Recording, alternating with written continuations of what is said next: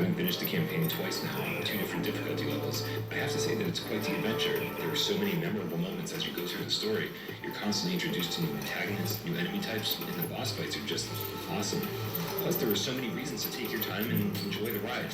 Hidden gemstones, bird cages, and goat figurines are all beneficial once you see the merchant because they either unlock things in the store or give you free money to spend there. So keep your ears open because the goats make a very specific type of noise, and they're the only way to unlock new weapons at the shop, and some of them are extremely cool. So if you're the kind of person who loves to play and replay their games until you've seen absolutely everything, there's a ton to do here.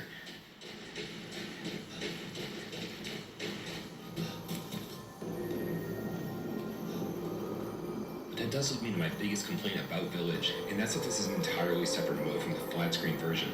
Which means there's no trophy support, there's no mercenaries mode, and neither piece of DLC is playable in VR either. But in all fairness, the VR mode was a free update, so I guess it's hard to complain too much.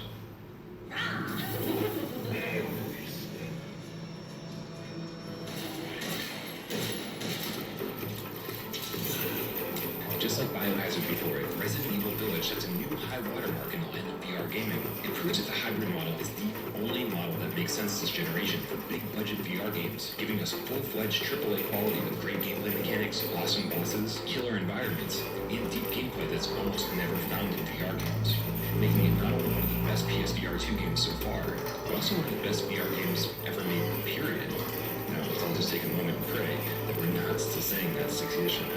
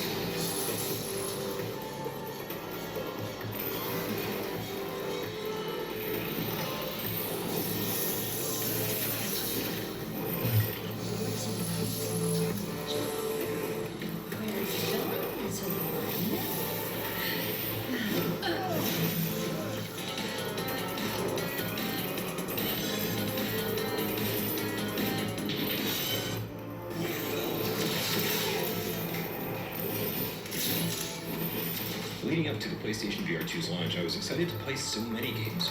Horizon, Gran Turismo, Switchback, Village, but ports of 2.5-year-old Quest games weren't what I'd call top of the list. To make matters worse, I hadn't exactly heard the best things about Star Wars Tales from the Galaxy's Edge, frequently hearing that Vader Immortal was the better of the two Star Wars games.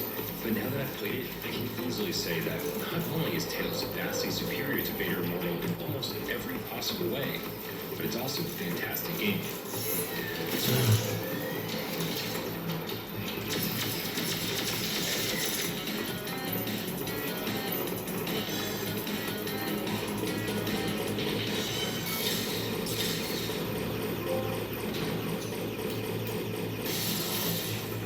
Tales from the Galaxy's Edge starts you off near the Outer Rim where you work as a droid repair technician.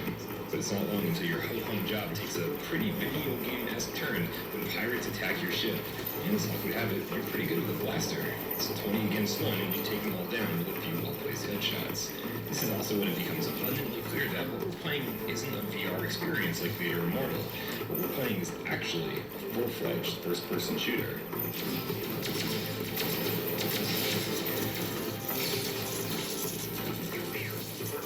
And shooting these weapons feels great. The various blasters all feel exactly like they should.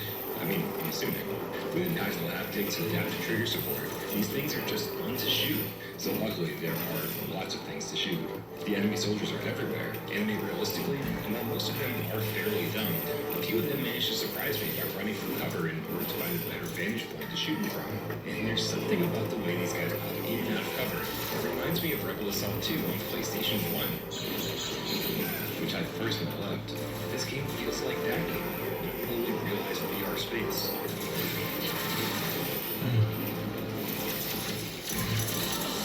But if I've given you the impression that shooting is all there is here, then I've absolutely done this game a massive disservice. Throughout the adventure, you'll interact with plenty of very talkative NPCs who will send you on missions. Some are collectathon, some are exploratory, and some even have a bit of puzzle solving. Every item crate and even every audio log requires a bit of VRAF interaction, usually from your multi-tool holstered on your belt. This thing triples as a taser, motorized ratchet, and blowtorch, which makes interacting with items in the environment way more fun, especially with the added immersion from the sense control feedback. The different types of vibrations you get in the controller from using different types of tools is incredibly realistic. As you explore, you'll find junk and metal scraps that you can redeem for credits. There are collectibles hidden throughout the world, and there are just enough new items and upgrades in the shop to make it all worthwhile. And don't get me wrong, you will be shooting the whole time, but at least all the other stuff you're doing adds a little bit of substance to the proceedings and keeps things from getting monotonous. Plus, every so often the narrative will kick in, and you'll switch characters and play what seems like an entirely unrelated scenario, which is where the Tales from the Galaxy's Edge comes in.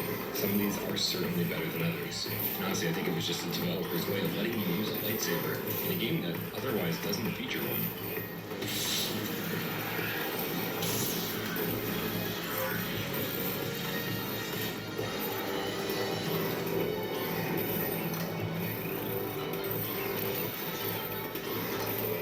One thing that you can count on when ILM X Lab is at the helm of development is that everything will look and sound like a proper Star Wars experience, and Galaxy's Edge is no exception. The entire thing feels polished. Every moment feels epic with a soundtrack that seems like it was ripped straight out of the movies. Blaster fire, voiceovers, and every ambient noise fits perfectly. And for being a quest port, I love the way this game looks graphically. The weapons up close are incredibly detailed and sharp, and the environments all look great with a ton of detail. There's definitely some boredom when you look out into the distance, but I did find that reducing the headset's brightness by 50% made all the difference in the world and made everything look a lot more natural.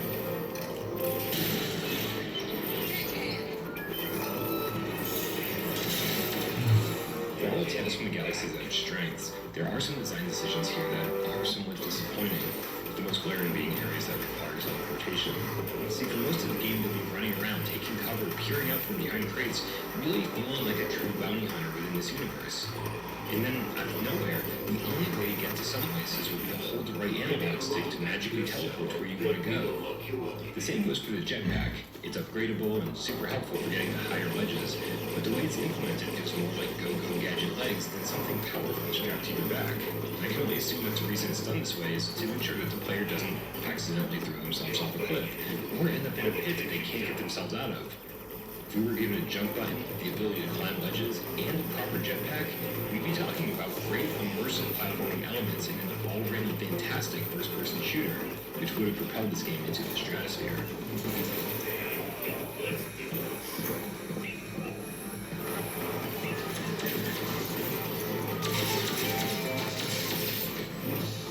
It took me almost 8 hours to complete the campaign, and yeah, that was me taking my time, exploring, getting a little bit lost, and backtracking heavily. But even then, there's still more to do. Checking out your missions and challenges in the pause menu will clue you into your progress on all of the side quests. So if you're a completionist, there's quite a bit to do here.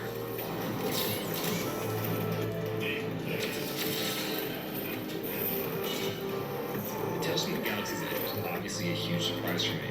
There are so many elements here that combine to make a more fully fledged VR game than we're used to seeing. And while it doesn't come together flawlessly, it's way more of a complete game than Vader Immortal ever was. It makes me hope that the next Star Wars VR outing we get will be even bigger, because I can really see this formula working in the overall setting.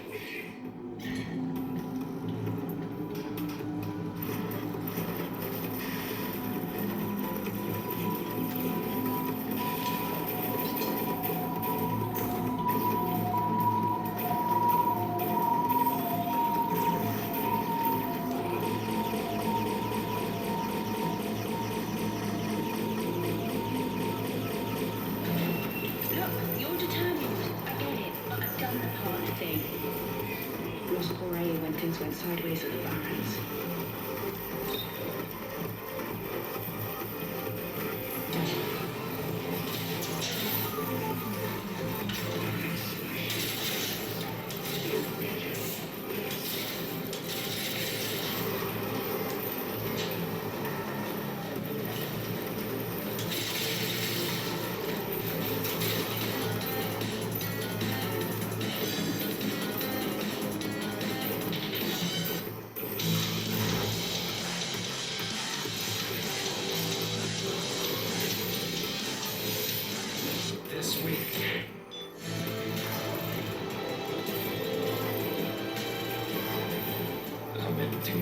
honestly, they have a field day with this one. But don't worry about them. Let's check out the press release for Break Stuff VR.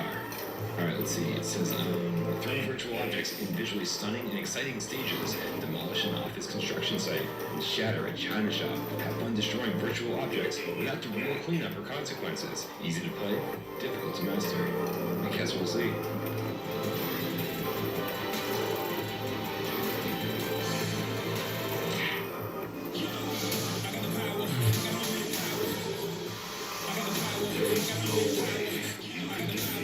Beat Saber finally made its PlayStation VR 2 debut last week, and while it was a free update for PSVR 1 owners and looks great, the Saber offset was off, and a few tracks had some weird frame rate issues. Luckily, patch 1.301 addressed these issues this week, and all is right with the world again.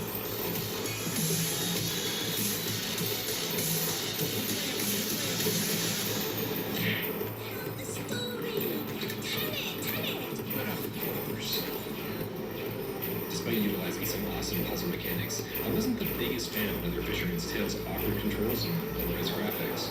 But this week, developer Interspace VR improved the graphics, and to their credit, it does look a lot clearer now. They also added a subtitle option in the pause menu for morons like me who somehow missed it in the main menu.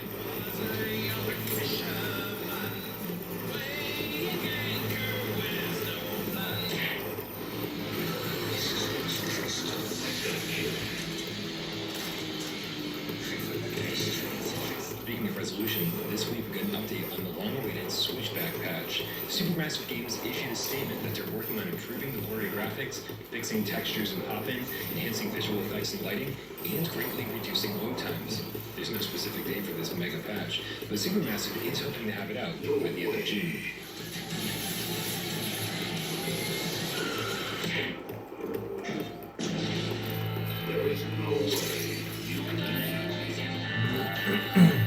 As Pistol's 12th free content update since its initial release, the Overdrive season consists of 5 all-new scenes released monthly. The second new scene, featuring the track Nobody Wants You by Black Tiger Sex Machine, is available now.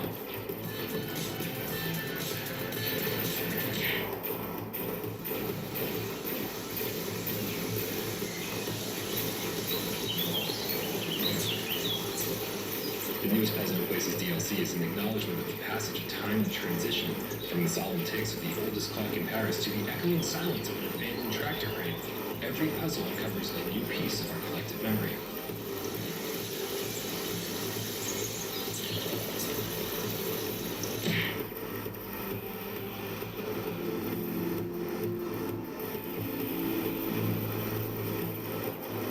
This week, Mighty Codinaut revealed that the highly anticipated Journey to the Center of the Earth DLC will be available this Thursday, June 8th, and then showed off a brief preview of their Evil Layer DLC series, with the first, called Laser Layer, scheduled to launch next month.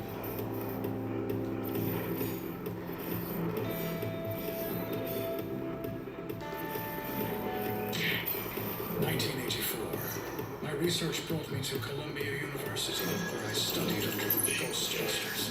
This new trailer for Ghostbusters Rise of the Ghost Lord reveals a bit more of the story, which seems a little Scooby-Doo-ish, revealing that the Ghost Lord had studied under the Ghostbusters at Columbia, where his research was condemned. The one four-player gameplay looks great though, so let's hope it's fun when the game launches on PSVR 2 this fall. With your silly paradoxes, you will see the progress I have made.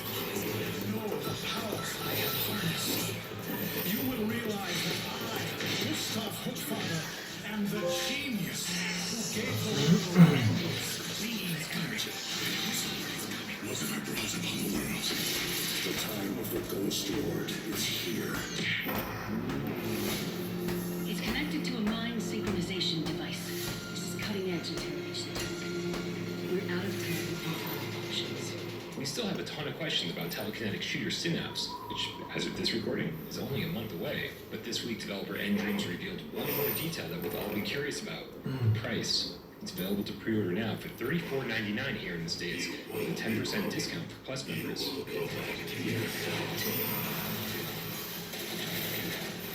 This is my life. My world.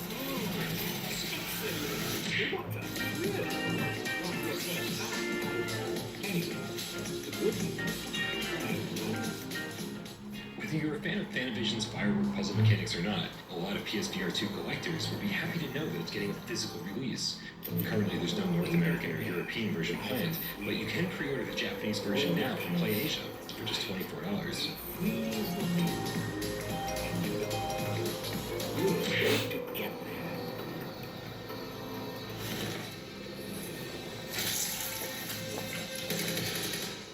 Vampire the Masquerade Justice is a first-person, single-player adventure RPG set in the world of darkness, where you are a vampire. You strike from the shadows and drink the blood of both mortal and vampire prey. In a gritty main narrative that includes several side missions and dialogue options, explore dark and mysterious Venice to improve your abilities and become the most powerful vampire. You do well to remember that. Because if you don't, I'll make things very uncomfortable for you.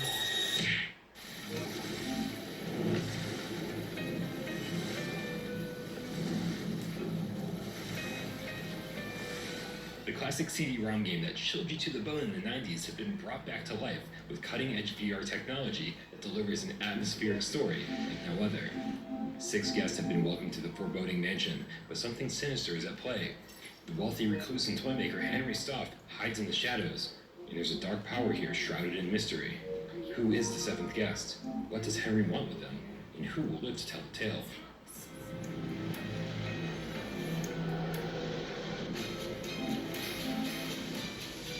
Each night, the guests arrive.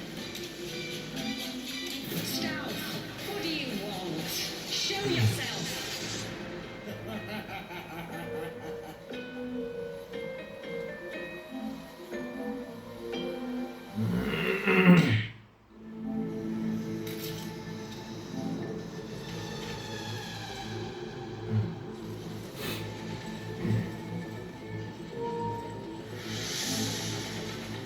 Step into the boots of Grayson Hunt after a crash landing on an abandoned resort planet, forcing you to make a hard choice: survival or revenge. An exiled member of the elite assassins group Dead Echo, Grayson's blind desire for vengeance finds his crew stranded on Stygia, where he can finally confront the commander behind his betrayal, or get his team off the planet alive.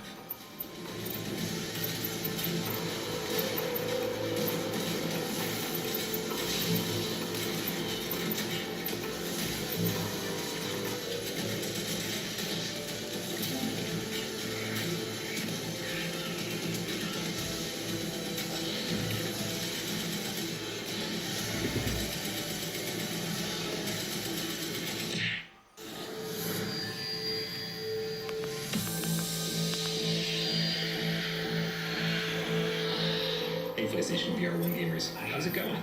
I know, I wish I had better news for you. You're still waiting for Retribution to show up, and likely brokenhearted from a slew of broken promises from various VR studios. The one studio that hasn't forgotten about you is developer Midnight Works, who recently listed Run or Die VR, a real hardcore quest simulator game, and Spaceship Imposter VR, a multiplayer deduction simulator among game, on the PlayStation Store.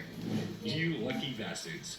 But seriously though, Strange Game Studios has you covered for the PSVR 1 version of Awesome Asteroids, expected to launch sometime this month.